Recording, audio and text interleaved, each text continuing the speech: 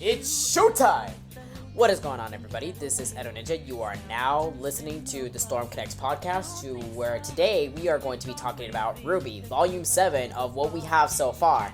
I have waited so long to talk about RWBY and make content on RWBY, but I just never got around to it, and I've been kicking my ass for a while, the fact that, I haven't been actually getting onto that, because I missed the opportunity with Volume 6, because after Volume 5, it made me want to, actually jump in with the RWBY content and such, and, actually have more of an open platform to discuss about that, but I always have failed to do that. But now with this podcast that has started up, I feel like that we can actually accomplish that now. So quick disclaimer as well, if you have not watched Chapter 6 of RWBY Volume 7, I suggest you tune in this podcast at another time after you have watched Chapter 6, because this is going to contain spoilers for that episode, because as of right now, it is only available to first members and such, so if you do not have the membership or any means to watch the latest chapter, then I suggest you just wait until that chapter has been released, so then you can come back to this podcast and then you can hear more of my thoughts and such of what I have to say. So this is going to include the spoilers as well. So with that being said, let's first discuss the basics of what they showcased before Volume 7 was officially aired on the Rooster Teeth website. Let's talk about the character designs. The character designs for Team RWBY and Team, I like to call them Junior at this point, because now, if you put Oscar with Team Junior and such, he is the O, so there you go. But yes, Team RWBY, right? Their designs are drastically different compared to their upgrades from Volumes 1 to 3 and then going to Mistral, right? So now we have their Atlesian outfits. This is a huge difference. I'm going to say that much. The only characters that didn't have too much of a difference was Ruby and Yang.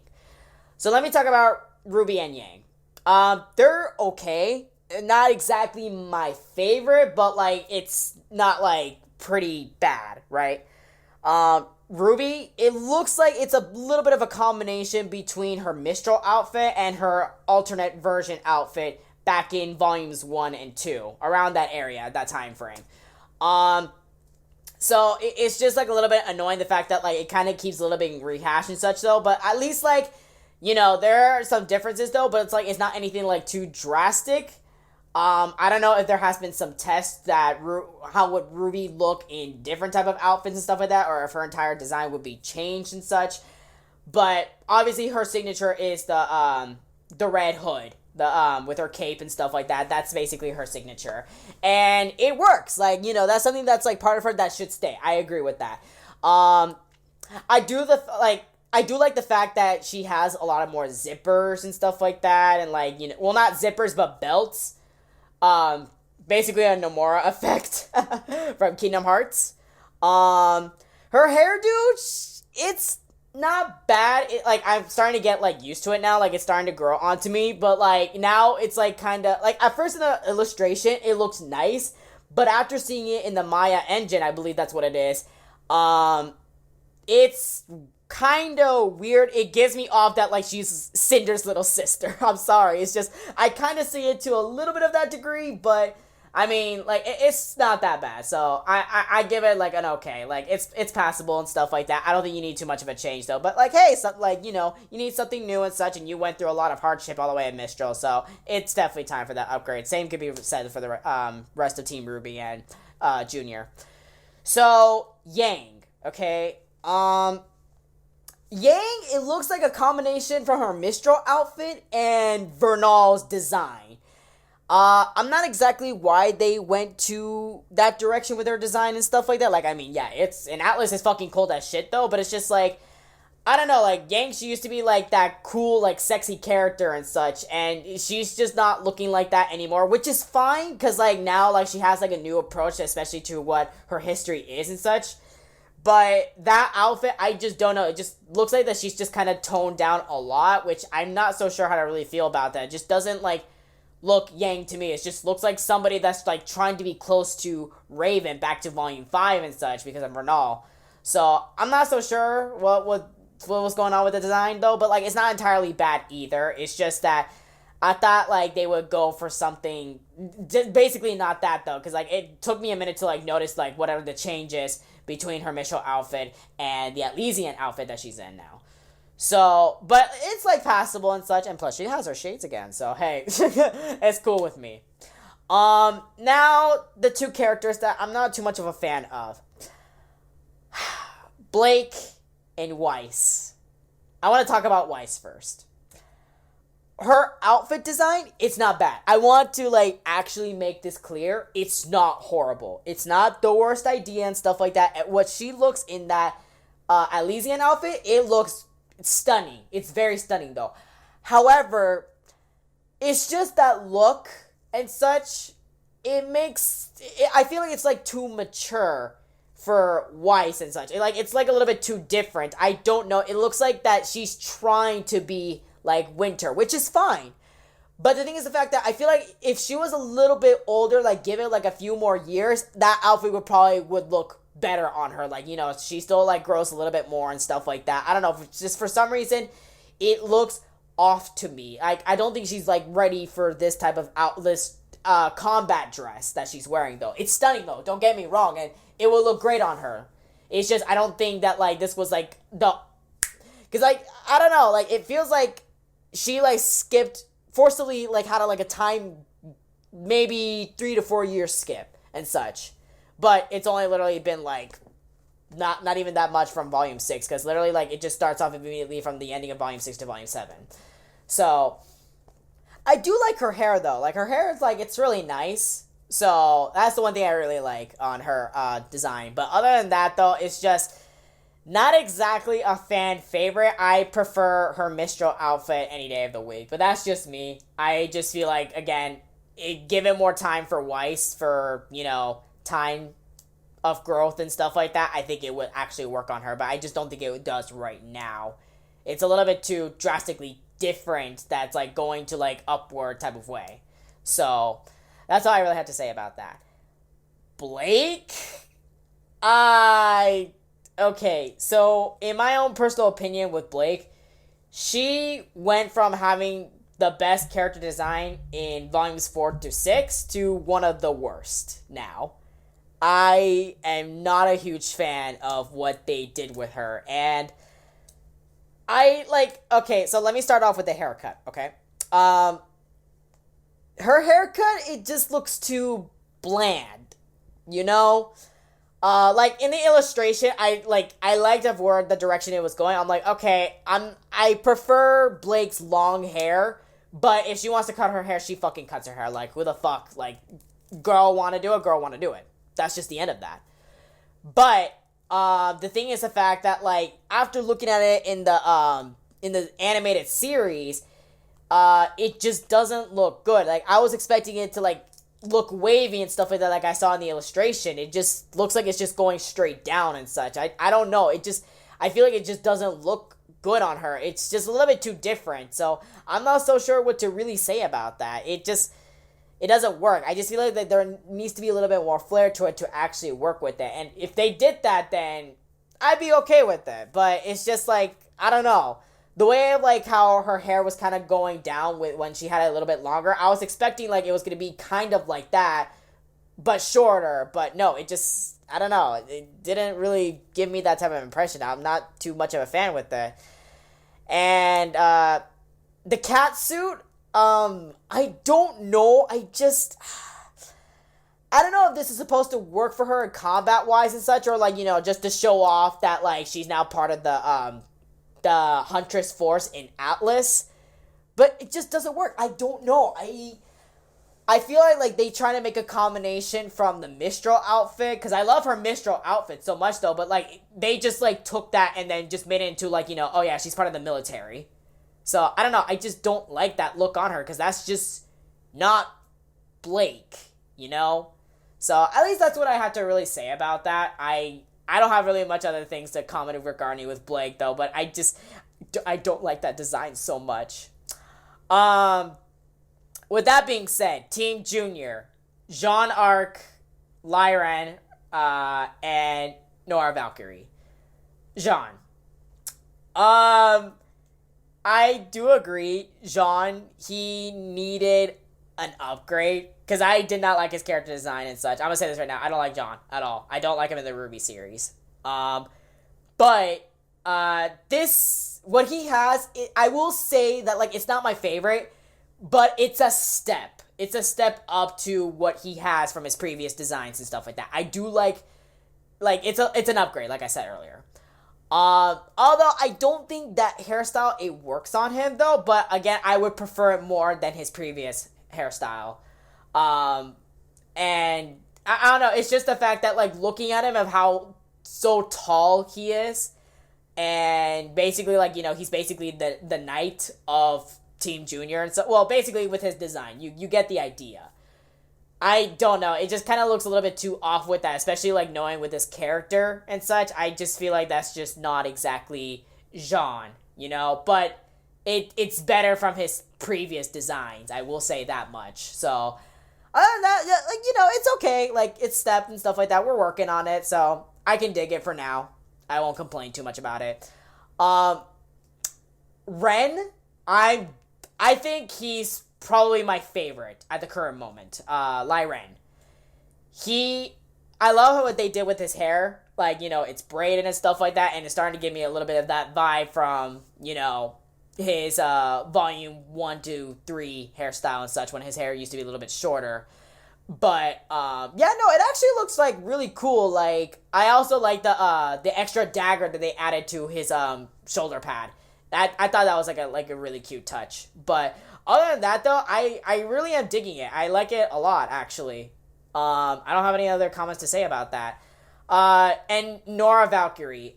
So, with her design, I still dig it. I prefer her previous design, but this design is not entirely bad. It's just the fact that, like, now it's more of, like, popping highlight colors and stuff like that when, like, there's a little bit of, like, toning down to complement those colors. Now she doesn't really have that much of it anymore. But it's not bad, though. But now she kind of looks like somebody that, like, you would expect to see in a candy store. But other than that, though, like, it's cool. It's whatever. Like, alright. I still like the other one better, though. But, like, okay. I'll accept this for now. So, with that being said, I'm also going to include characters that, even though they weren't showcased beforehand, I'm going to still go into the design aspect and such, that they were showcased later in the show. So, Crow Bronwyn, right? Crow Bronwyn, man, he looks like he's going to a wedding. I like his design, don't get me wrong, like, it looks kind of cool, though. I do think that, like, they should extend his sleeves a little bit more, because I don't like where his sleeves, where they're at, the placement of it. It looks kind of weird, but it looks like he's kind of going to a wedding, but, like, it still kind of fits his character overall, so I like it. I preferred the previous design that he had, though, but this one, I'm okay with it. Like, it's okay, though. Just extend those sleeves, and then we good, alright?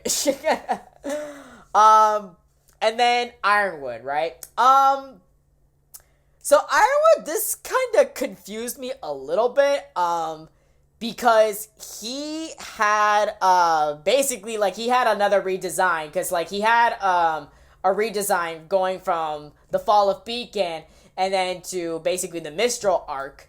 Then all of a sudden, we get him another redesign. Like, I was not expecting that, though. But honestly, like, I prefer that one, because during the Mistral arc on that outfit, it's just like, it's like, whatever, but, like, it's just, like, it's not that, like, so appealing to me. I don't think it's, like, bad looking. It's just the fact that, like, I don't know, it just didn't scream, like, oh, like, ooh, this is really good or whatever. It's just like, okay, if it's there. But seeing this in Volume 7 of his new design, I like it. It's actually really good. It's, you know, it's kind of going back to that, the first design that he had type of feeling and such, though, but, like, there's actually, like, more, like, complimentary that he looks, like, more, mature, and, not mature, but, like, I would take it a little bit more seriously as, basically, you know, someone who's head of the government and the school of Atlas Academy, and the kingdom of it, basically. So, with that being said as well, Winter Schnee, they made her look like a secretary. I don't know if that's exactly what they wanted her to do, or, you know, to look like, but I'm not saying like it's a bad thing and such though, but it's just like it's just that her previous design, I preferred that one much more. But this one is not that bad. Like, it's still cool and such. Like, I saw the concept arts of what she was supposed to have for Volume 7 and such, though, and I'm like, okay, you know what? Now, this is still, like, a good design. So, I dig it. And especially seeing it in the animated, I think it's okay. It's acceptable. So, it gets a plus from me. So, I'm now done talking about their designs. I kind of want to talk about, like, a couple things, like, basically the trailer and stuff like that, and the synopsis of Volume 7 before we talk about, like, the in-context of RWBY and the story of, like, what's really happening. So, let me go a little bit over of the synopsis that they dropped for Volume 7. RWBY, Weiss, Bling, and Yang have fought hard alongside their friends to bring the Relic of Knowledge to Atlas, the northernmost kingdom in Remnant. However, the futuristic urban sprawl may hide just as much danger as the grim infested tundra that surrounds it. Enemies and allies will collide as our heroes fight to stop Salem's forces, but banding together is dangerous when you don't know who you can trust. So, I pretty much expected the fact that this whole, like, trust thing and such regarding with this whole Salem fiasco, that's not going to be dropped, because basically with Ironwood withdrawing his troops and nobody could come in or out of the borders of Atlas and stuff like that and help other kingdoms that really need it. Like, oh yeah, like, this is so fishy and such. And plus, like, fucking Team RWBY, they stole a fucking Atlas airship, so oh lord, I wonder how that's gonna go. But that's the thing though, is the fact that, like, even, like, I pretty much expected for this whole trust thing to, like, be a thing though, is the fact that, like, they don't have anywhere else that they can go to or who they need to actually work with. Because as of right now, what we learned in Volume 6, that's some hefty shit. So, it's like, I hope we do not have, like, basically a rewritten, not rewritten, but a recycled idea of somebody of Atlas, an inside job, is working for Salem and such. Like, Ironwood was responsible for the fall of Beacon, or Winter Schnee must have known where the Winter Maiden and stuff like that, and she is low-key gonna try to kill her so then she can get those powers for herself and such, and then work for Salem and join her forces. I don't know, but it's just like, that just gives me that impression where it's just like, okay, whatever your opinions are of what you guys should do and stuff like that, you guys need to set that shit aside, because, like, we don't have Ozpin anymore. We don't. We really don't have him anymore because his fucking bullshit back in Volume 6. Like, that man disappeared, okay? So, it's the idea, the fact that, like, I hope we don't have those type of recycled ideas. Like, I'm fine if we need to go back to this whole, like, oh, who can you trust and stuff like that, though. But, like, if there's some recycled ideas for this, I might have some problems with that. Like, it was already fine for Lionheart and such. I just hope that, like, they know of what they're doing to have, like, a good twist to this. So, but as of right now, we're only 6 chapters into the volume, so we really cannot make that judgment until then, though. But that's something that I wanted to keep in mind, especially for that synopsis that was dropped down. At least that's something that, like, I kept in mind, because that, like, this was before it was aired officially on their website. So that's something that I was like, uh-oh. And lastly, their trailer. So before I talk about anything else about the trailer, I just want to express how much I hate this line. Tell us of how we can help. Girl, I'm sorry, like, that sounds stupid, but I don't know, it's just, hearing that line is just the fact that, like, I don't know, it just bothers me. It's just, it doesn't sound like, it's just like, girl, you know what to do to help and stuff like that. We have to stop Salem. Come up with a plan and stuff like that. I don't like that line at all. It's not something that I would want to hear from RWBY. That's just something that was, like, really annoying to me. It's like, girl, you know what to do and stuff like that. You all need to know what you guys gotta do and such, because you guys are on your own. You don't have Ozpin. So, yeah, besides my little rant about RWBY, right? So, let's talk about Ironwood, of his quotes in the trailer, right?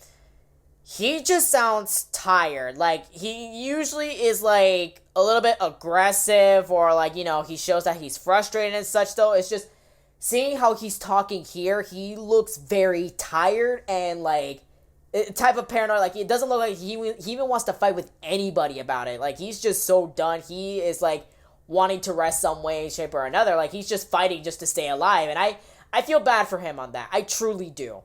So, but, man. She will keep coming back stronger and stronger unless we destroy her. Oh, man. Ironwood, if we go back to Volume 6, if you were there, if you learned the truth about that, oh, man, I think you'll have a heart attack. I genuinely think Ironwood is eventually going to have a heart attack. I'm just saying, in this volume, maybe somewhere, a stroke, I don't know. I feel like something's gonna happen to him where it's just like, I feel like that's going to be the final kicker of things that, like, Ironwood is like, he won't be able to stand at that point.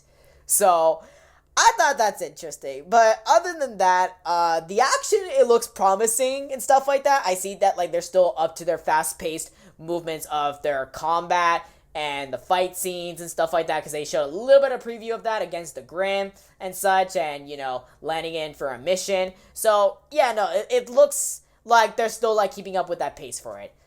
So, that's all I really have to say about, like, the pre-stuff for Volume 7. And now, let us enter into the story.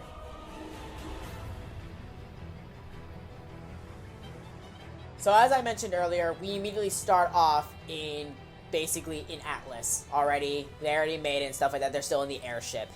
And all I gotta say, the only thing I had to say for Maria, this is something I want to comment on real quick just to get it out of the way.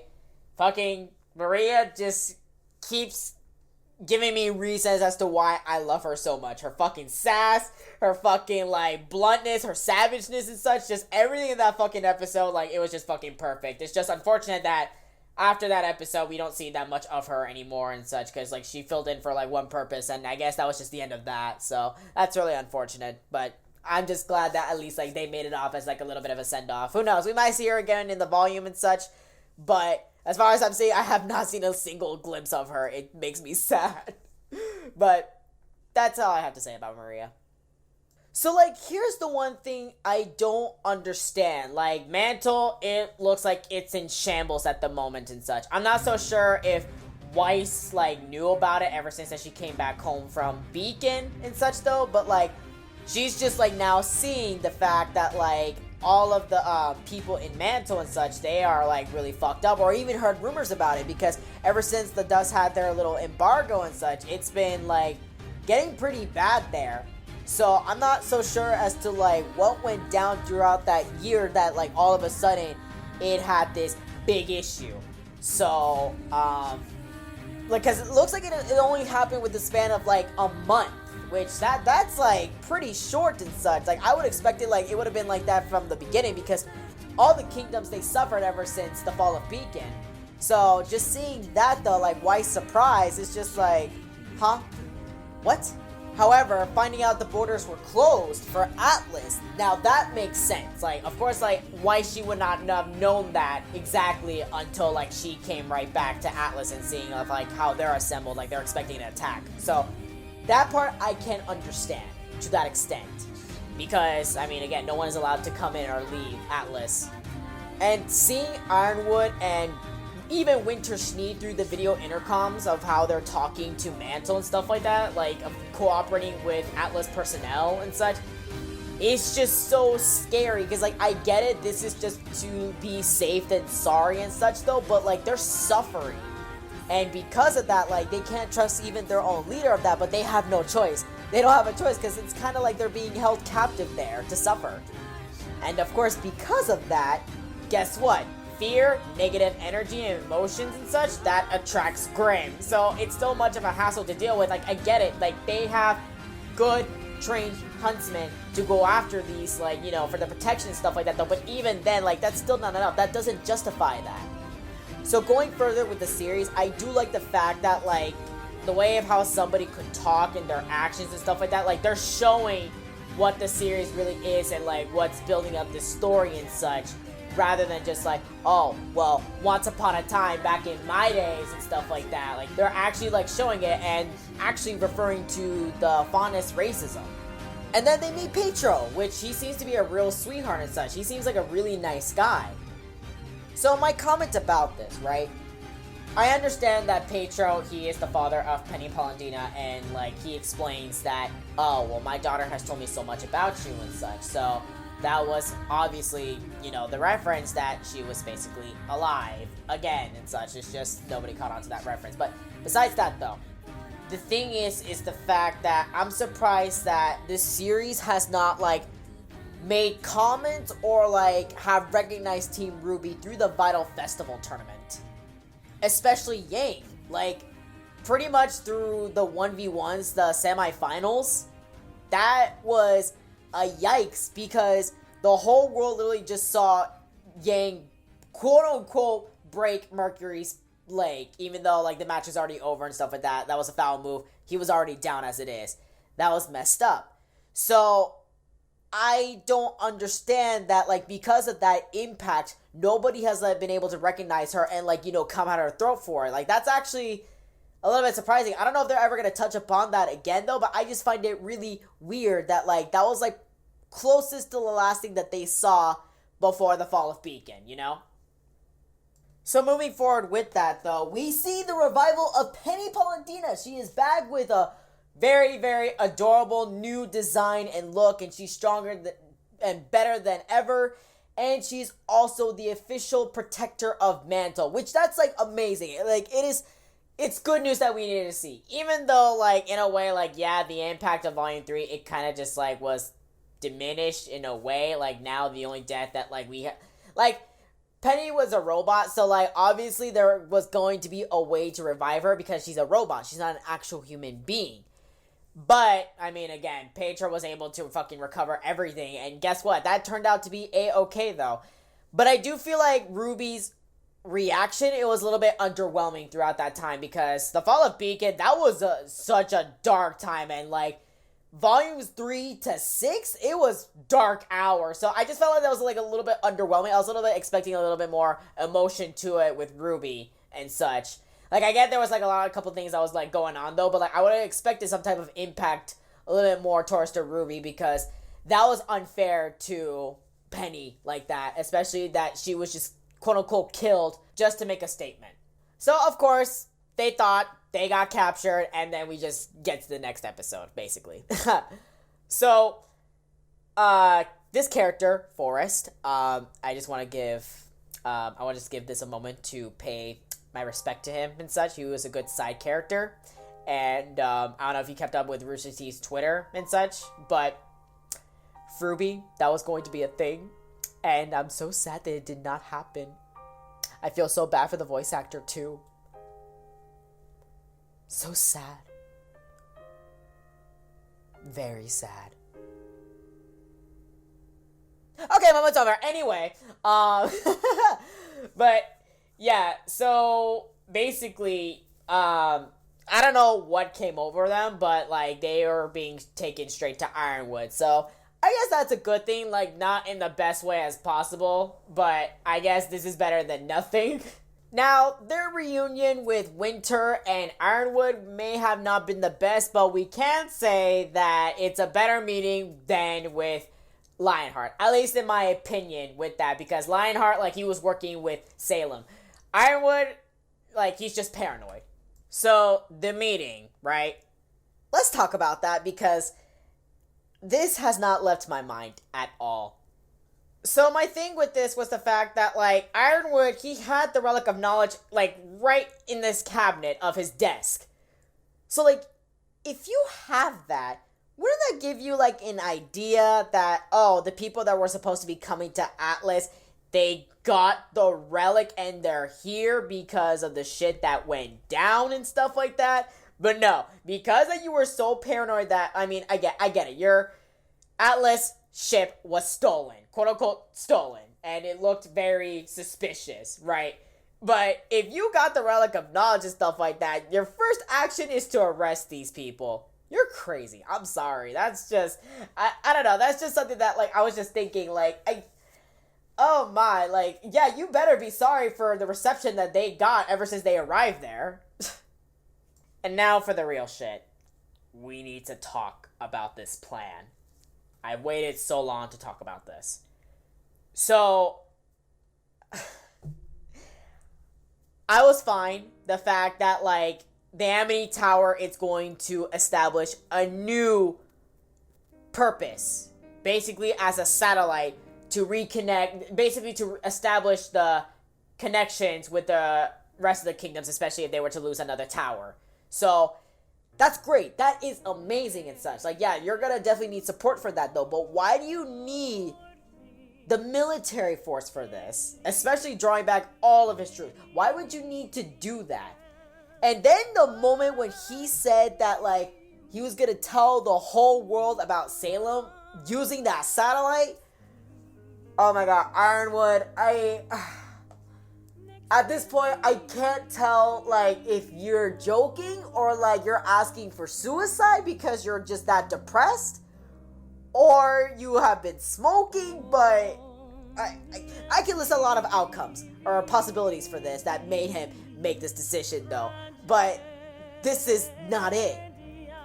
He makes the argument of saying fighting in secret is eventually going to kill them all. In a sense, he's not wrong about that. I do see his point with that. I agree with him. But what is publicizing about Salem going to do any better about this? He says that he's ready, when all I'm hearing is either A, he is just that depressed, he's asking for, you know, a way of killing himself by declaring war himself first. B, he's been drinking and smoking that it got him so high that he thought this decision would be a good idea. Like, he genuinely thinks that, and we may not know about his drinking and smoking problems. That might be, like, kept secret low-key.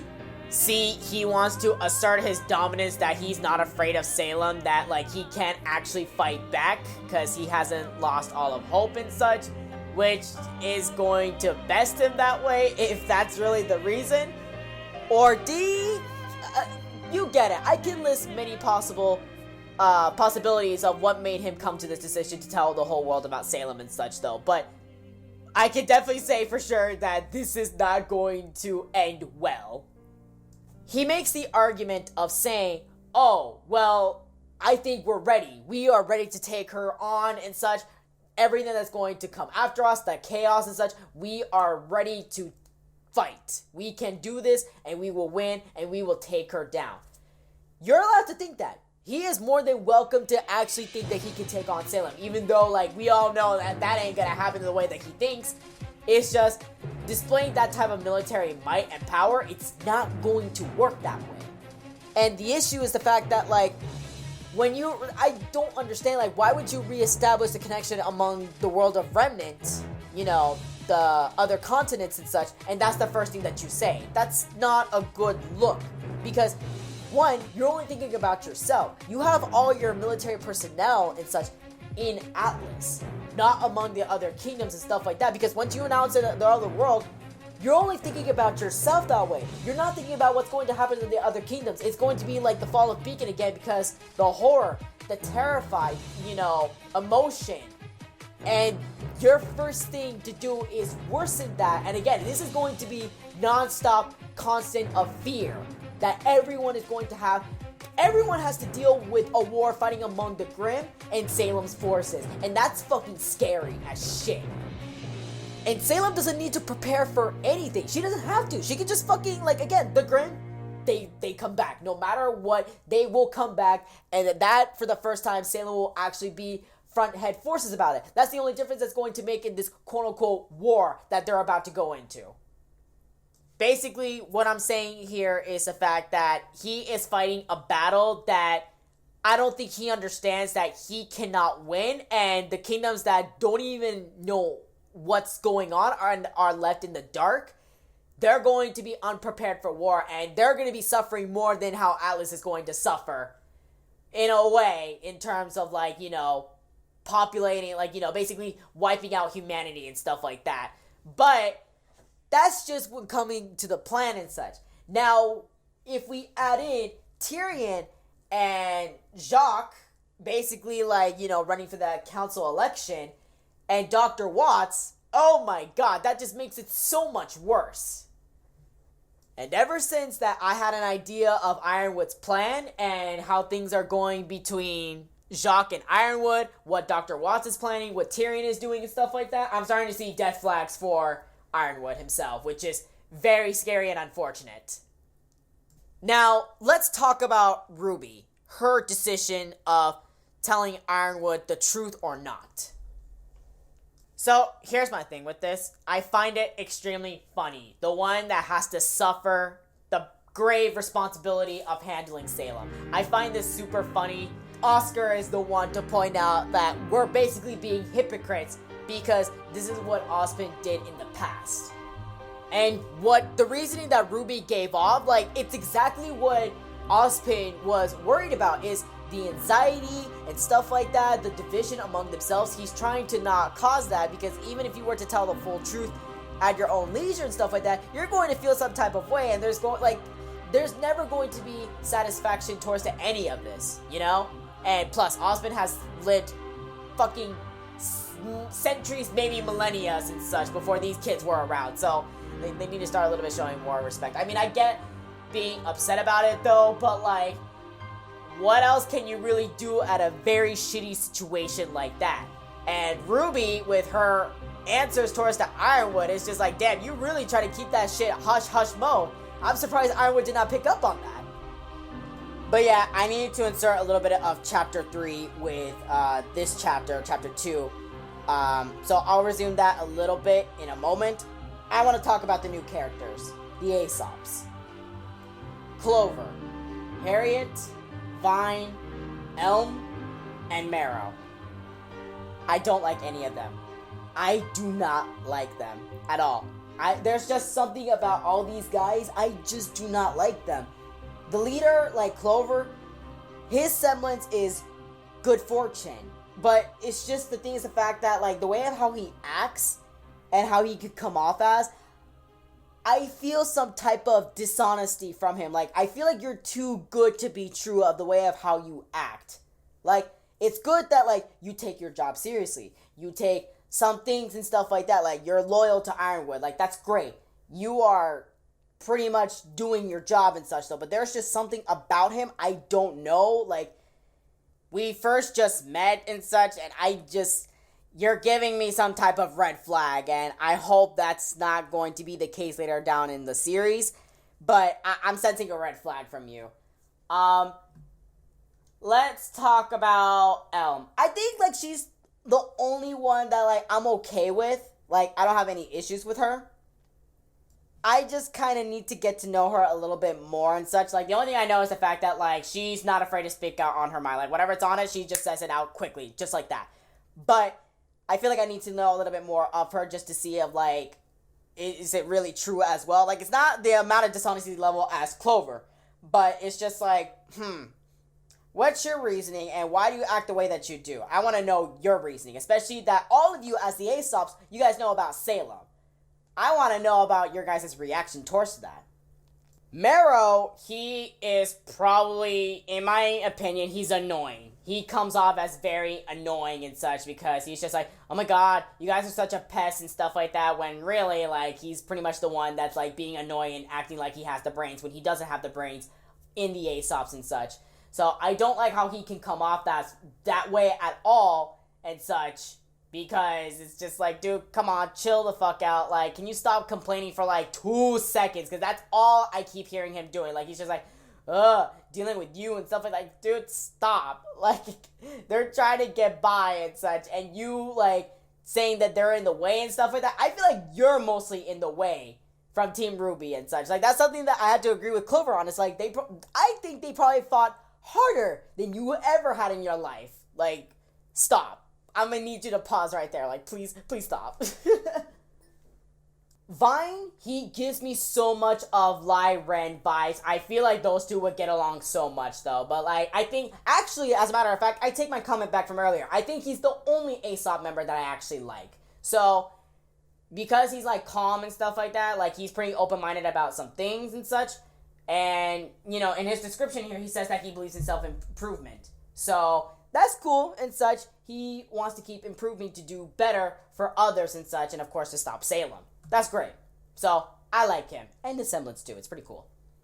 Harriet, for some reason, likes to be very competitive for whatever reasons. I'm not sure as to why, but it's good that she does take her job very seriously and stuff like that, and she's quick on her feet. So, she's okay, but I'm not too much of a fan of her. I don't dislike her as much as the other characters in the Aesops, but it's just right now, she's kind of neutral towards me though, but she's not making any progress for me to actually get a reason to like her, Those are my impressions of the Aesops so far and stuff like that. It still carries out to, the latest chapter as mentioned earlier. So, but I'll make more comments about that as we talk about more of the story and such. So, the only thing I'm going to wrap this up for chapter 2 of that is, let's keep this in mind. Penny said near the end of the episode, she said, it's going to be like Beacon all over again. That alarmed me so much because that can be a jinx. Now every time that there's someone makes a promise and stuff like that, or tries to find the light of any situation and such, I'm just now getting that impression oh yeah, that's gonna be reversed so quick, so quick and stuff like that, and then Rooster Teeth is going to keep me on my toes, at the edge of my seat, every single episode and such, and then I'm gonna have to wait another week just to be at the edge of my seat again. So, but we already know how that process goes through. So yes, let's talk about their mission now. So, I'm glad they finally did this because Monty was planning this for the series when he was still alive. Rest in peace, Monty Oum. He was wanting to have characters to have their own upgrades of their weapons and stuff like that. I'm still glad that, they're doing, with character designs and stuff like that for their outfits and such, though, but I'm glad that he also wanted to do that for their weapons as well. And, I'm honestly very impressed that Team Kruby was able to accomplish that of, complementing people's styles and stuff like that without, changing much of anything, really. That's really nice. It's so helpful and useful to everyone. And, of course, they use the excuse of, oh, yeah, well, Atlas, we have the greatest of the best scientists out here and stuff like that. So, it's nice. So, let me talk a little bit more about, Clover. Because now this is where Crow is going to come in and such. Those two were put in a team together, and, Crow, he's misfortune. Clover, he's good fortune. Now, the whole matter with semblances being polar opposites, one that is similar to the other and such, all of that. I understand that they're trying to fit this in, so then Team RWBY, they will be able to make themselves better, get stronger, expand on their semblances and their aura a bit and such, and basically connect with the Aesops a bit more, so then they'll be ready for what's coming to them and personal character development. I understand that much. I get that. Though I don't like Clover, I really don't. The one thing I am going to say is that this is going to be a good thing for Crow because he needs a little bit of an eye-opener, especially since his life has been nothing but depressing, and it sucks for me to even say it just like that, but that's the bitter truth of it. I feel like him being around with Clover, he can have his own personal development and such, and then he can have a different approach of things than, the normal depressing such that he's had. I mean, I get it, I didn't have much of a problem with it, though, but, hey, I'm willing to see where this is gonna go, so I'm open-minded to this idea. I don't really have much to comment about their actions and stuff like that. All I gotta say, their action, it was really cool and stuff like that, as always, RWBY has always excelled when it comes to fighting choreographies and such, so I'm not gonna make much of a comment about that, because it was good. It was something good. I don't have much to comment on. It was just amazing. So, let's proceed further to that. Now, the aftermath of that mission, right? As I've learned recently, some people like to call the Aesops the Levi Squad 2.0 from Attack on Titan. I haven't watched Attack on Titan. I don't know that much of a reference and such, though. But basically, the Aesops, they get along and such. They have to because they're a team. But, it's pretty much workforce. They don't confuse what they've gone through together and stuff like that in terms as friendship. This is just a job, a simple job to basically what they gotta do, and their part-time job of saving the fucking world.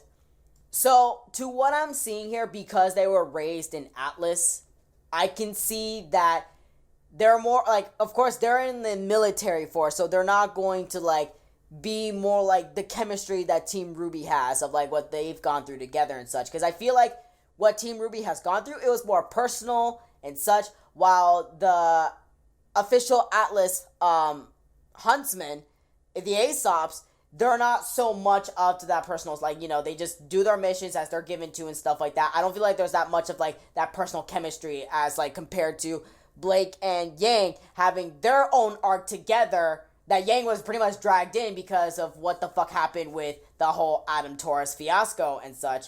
And, you know, it's terrifying. And they actually gave their time and care to each other because they were going through hell and such, and who else were they going to turn to? Like, this was their beginning. This was their start and such. So, it's cool that, like, they not only work as a team and such, but, like, they are working out as good friends. And that was, like, great development. So, I feel like that's what divides that type of chemistry, which is interesting to see. Although, I'm more with Team RWBY on this one, though, but I see why the Aesops, you know, mostly Harriet, the way how she conveyed that. I understand that much. So they talk to Ironwood, and Ironwood pretty much is reinforcing the idea of, oh yeah, I am willing to sacrifice my public image and stuff like that. I'm like, you say that now though, but that still doesn't justify or make the situation any better of what you're trying to do for Mantle. Like, they're suffering. That type of dictatorship that he is doing is most likely going to be his downfall on that. And the worst part is that since Dr. Watts and Tyrion, they already arrived in Atlas, and Tyrion is basically doing the killings, specifically targeting people that are outspoken against the Ironwood. Oh god, oh yeah, that was obviously going to be, you know, a tactic to frame you and for you to lose your council seat and probably your status as a high leader of the country. So now, the whole debacle again between Ironwood and Jacques, and now entering Weiss Schnee for this situation. The only thing I want to comment on about this is Jacques mentioning Weiss's mother. He gave me some type of impression that, like, she's not well. And when I say that, like, she's not mentally right in the stable mind, I don't know what this is and such, because, like, they hardly talk about Weiss's mom. So, it's just the fact that, like, do we know, is she okay? Is she stable? Like, did something, like, happen to her that, like, caused her to act in a certain way and she's just there for the sake of being there? What, like, I need to know more about her mom. Like, now, hearing that, like, that alarms me so much. Like, if I was in that situation, it's just like, what do you mean you know how your mother when she gets upset? Like, I don't know, like, that just rubs me off so much at the wrong way. And the way how Weiss reacted, like, that's kind of scary. I'm hoping they touch more upon that subject further into this volume, at least at some point, or, like, we actually see her so we have a better, clear idea of why Weiss's father said the way that he said it. So, hopefully it's not extreme, but knowing RWBY, we may never know. So, basically, the quote-unquote graduation of these new licensed huntsmen. Let's talk about that. Recalling this fact, Ironwood, he seems tired, but the way of how he delivered that graduation speech for these huntsmen, it sounded sincere. Of course, like, he has his heart in the right place, and it's just the way of, like, seeing this side of him and how tired and paranoid he is. This is a good side that I like seeing of Ironwood. I feel like this is, like, really good. I personally wanted to see this, and they're doing a splendid job with Ironwood's character, so I'm digging it.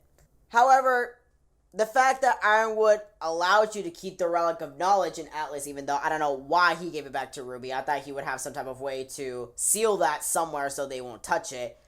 But giving it back to RWBY in form of trust, and Ironwood basically granting their huntsman licenses, I feel like that was the appropriate time that RWBY should have opened up about what they learned about Jyn and what they were told, the truth of Ozpin and Salem. I don't know why Ruby did not take that chance though, but I feel like that was like kind of enough.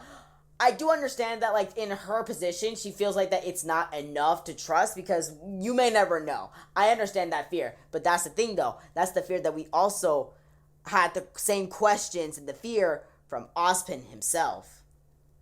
But now I'm just kind of questioning, like, do you really want to go with this plan of Ironwood announcing the whole world about Salem and then bringing upon this war? Like, come on, like, we have time to rethink about this and such. That was actually the perfect time, so then there would actually be a conversation about that. No, she didn't let that happen. Will she ever tell Ironwood about Salem, the truth and such? I don't know, but I'm hoping that she does, because right now, like, this is the perfect opportunity to say we need to withdraw this plan now, because this is not going to work in the way he thinks it's going to. That's my only comment about the scene at the Amity Coliseum. So, this part, right? Dr. Watts, we're learning more a bit about him every episode of how much control that he had over Atlas and how much weight that he actually carries in this arc, right? So, we learn that he's supposed to be dead. He's supposedly good friends with Jacques Schnee. And basically, in his past, he has learned some type of intellect. He's gained that type of intellect, but unfortunately for the wrong reasons. We don't know anything beyond that. Hopefully, I mean, we should be able to, since we're learning a lot more in this volume about Dr. Watts, hopefully we get that concise, clear history as to why he joined Salem and as to he's doing what he's basically doing at this current moment of time. But he's very interesting. I will say that he is very interesting, is that he is an intellectual. He's very smart. I love the way how he presents himself. But the fact that he is using it for the wrong deeds, I want to know more about that. What came over to the... Because I don't want, like, oh yeah, well, my family died and such. I feel like there's something like... This might be done out of sheer curiosity. I feel like this is what it is. This is his science that he wants to utilize for his future, for what he wants to pave in his own future.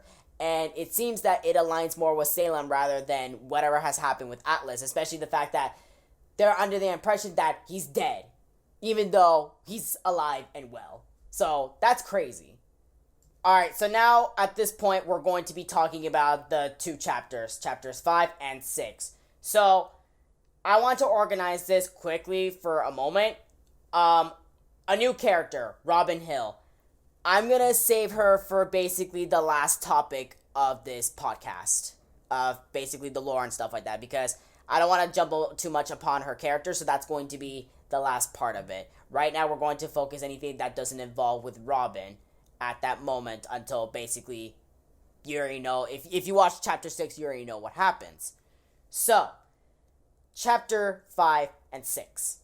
So they're still doing their missions and stuff like that, helping around with Mantle and Atlas and doing what they can to launch the Amity Coliseum satellite. It was actually really cool to see Team Funky again. This is something to like lighten up a little bit more for Ruby and such. So seeing them again, that was actually cool to see. And I could see that stupid fucking Neon Cat still likes to talk shit as she's fighting. Like, oh my god, Nora, like... That girl was asking for, a beatdown, and I'm glad Nora fucking delivered that shit. I'm sorry, but that still annoys me every time that she talks shit throughout the battle. Like, girl, if you do not shut up, like, never miss a beat, like, stop, come on. I don't want to hear anything more of that. But that's the only thing I wanted to get out of my chest before we talk about the hectic new information that we learned. Now, I finally waited for this, and I'm so glad that I got it, and they delivered this so well. The conversations between the two Schnees that have thrown away their last name, distanced themselves from the last name, and moved past without their father.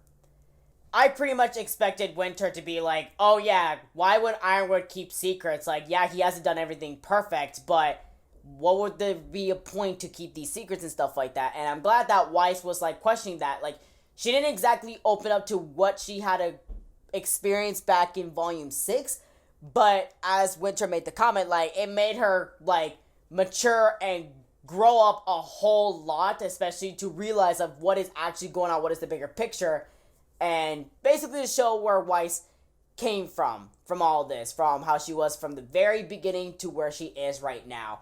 Great character development, by the way. Now, the fact that she has to question that, I love the touch that this is a good type of relationship between Winter and Weiss. And that was basically the establishment of revealing that Winter is going to become the Winter Maiden. So this is the part where it gets very scary, because Winter expresses that she accepts the responsibility with these powers and such, that she is ready to take on and become the target against Salem. Pyrrha made that decision too, and we all saw what happened. And I hope I don't see Winter dying, because she's such a cool character. She's really cool. But, I mean, again, Rooster Teeth does not hold back. They are known to be killing off characters that have a lot of weight to the show. So, I would not be surprised if it happens, though. But I'm hoping we do not have a repeat. But, hey, like I said earlier, Penny said herself that it'll be just like Beacon all over again. So, now that we have discussed the acknowledgement of how the Schnees come their own way of forming their own paths of their lives and such, the public stunt that Jacques is pulling on his own people of his business. So, now I see what they're trying to do. They're literally trying to overthrow Ironwood, so then Dr. Watts could control Jacques, as he will be the front face, while Dr. Watts, he can control behind the scenes and stuff like that, and get his own gain and such. And Jacques would be able to get the council seat and such, and because that, Dr. Watts is so good with hacking and using technology and stuff like that, it's so scary because it's working, because now, like, Mantle, the Kingdom of Atlas, like, it is now the chaos, it's actually growing now. And it's super alarming at this point. Like, this is now the time to talk. This is the time that we need to reformulate something quick before, like, things get worse around here. And now the latest chapter. Now this is the part where I can talk about Robin Hill from this point on, because I need to talk about her in a proper way from the previous episode and to what I'm gathering of her character here. Shout out to Christina V for voicing such amazing character and stuff like that. I love her already, and Christina, she's doing a wonderful job. So shout out to her, by the way. Team Ruby, Ironwood, and Clover. They all discuss about the whole election council seat going on and also taking a night off. But more importantly, let's talk about the whole election seat. So Robin Hill, she is winning by a huge milestone compared to Jacques, who's at 30%, and Robin, she's at 70%. So, you know, Ironwood, he doesn't like Robin for basically, I guess, for whatever reasons as to what the trouble of their ideals clashing with one another. But the thing is the fact that, like, it's a better option than Jacques Schnee. And to what I have seen from her, especially from the previous episode, she really cares about her town. She loves her town dearly, and she's known as the hero of Mantle. So, it's like, it's better that you guys work together. Like, yeah, you guys are not on the same page, though, but we're at stake here. The fate of the world is at stake here, and whatever personal grudges and ideals, like, we're not just talking about Mantle and Atlas anymore. We're talking about the world of Remnant, and I don't think, he is only thinking about his country and stuff like that, not for everyone else among the Remnant. And this is what made me upset too, is the fact that, like, Iron was like, oh, well, she has to be open too. That's only if she's willing to. I'm like, yeah, at one point she was. I don't know why Ruby did not open that up. Like, yes, she genuinely wants to know about this and stuff like that. Like, she is looking for her own town's interest. It's best that we work together and such. It's not like she had an ulterior motive and stuff like that. She had to do the scopings out because she's being left out in the dark just like the rest of everyone in town. Like, taking invaluable items towards the middle of fucking nowhere rather to Mantle's borders to fight off against the Grimm. Like, yeah, no, like, that's... Oh, man, what are you doing? So, apparently, Robin is supposedly known for breaking the law for time to time, she's a little bit of a repeated offender time to time for Mantle's interests. I could get that wrong though, but like they subtly like talk about that time that like she doesn't do things in the legal way and such. But the thing is the fact that like she said it so herself is that sometimes that she has to because she doesn't like the fact of what the state of Mantle that they're in right now, and she is not going to sit there and just take it. So obviously, yeah, she is going to act, and you just ignoring that, taking care of other things and stuff like that, you need more allies to work with you and such. She gave the opportunity a graceful hand so then they can work together, but no, that never happened. Now, as to why they still don't trust her, I don't know that, but if they explained that a little bit, like, if they explained that a bit previously beforehand, I would have understood a bit more, though. But as far as I'm seeing with her character and such, she genuinely loves her town to death. She's willing to give up anything for it. She literally views that, like, as her big home and treats everybody like family. At least that's that type of impression that I'm under, though. But unless there's something that they're not telling me, and if I learn about that later in the series, I might have a problem with that because the way how she's displayed as her character, it makes sense.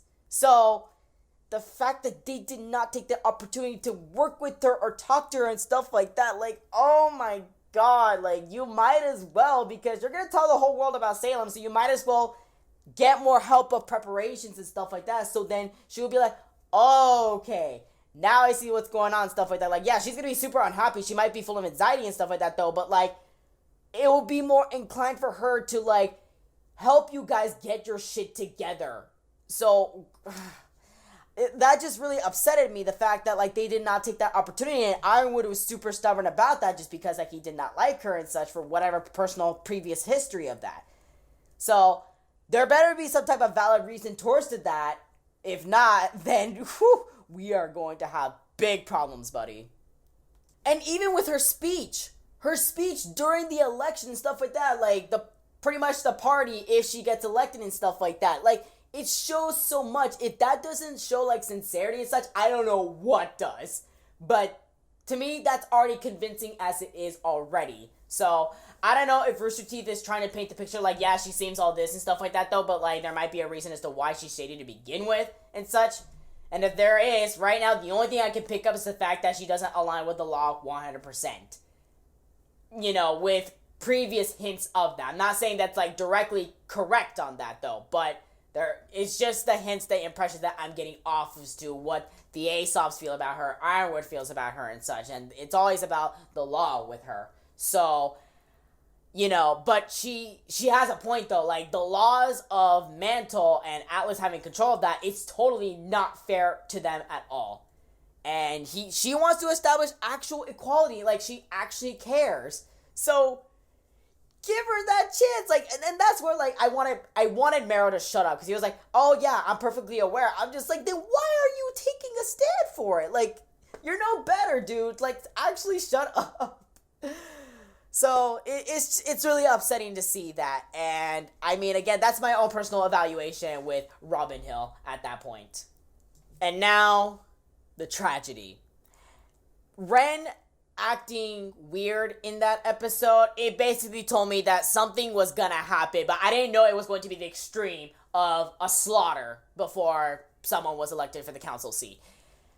And this is something that I posted on my Twitter. I talked about this, saying that this is chapter 6 of volume 7, and chapter 6 of volume 3, the whole world, you know, saw Yang basically kicking a student down when they've already been down, you know? Like, actually breaking that leg unnecessarily. Like, that was not, like, okay and such. To the world, that is. I'm not saying that's not okay and such, because we already know what happens. But, basically, to what happened at that, how the, you know, the anxiety, the tragedy, it was just starting, and the Grimm to be more alarmed, and, you know, negative emotions started to flow out and such. It's the same exact vibe of what they did with this chapter. I feel like that was like an on-purpose correlation with that. And also the fact, like, you know, again, publicity.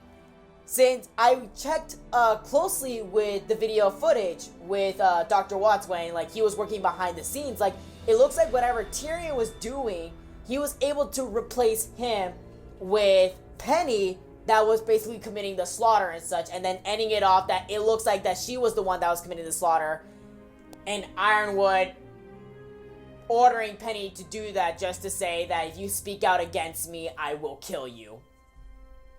So due to the fact that this is going to, now that we saw that video was uploaded, the next chapter, we're going to see how that's going to look to the general public.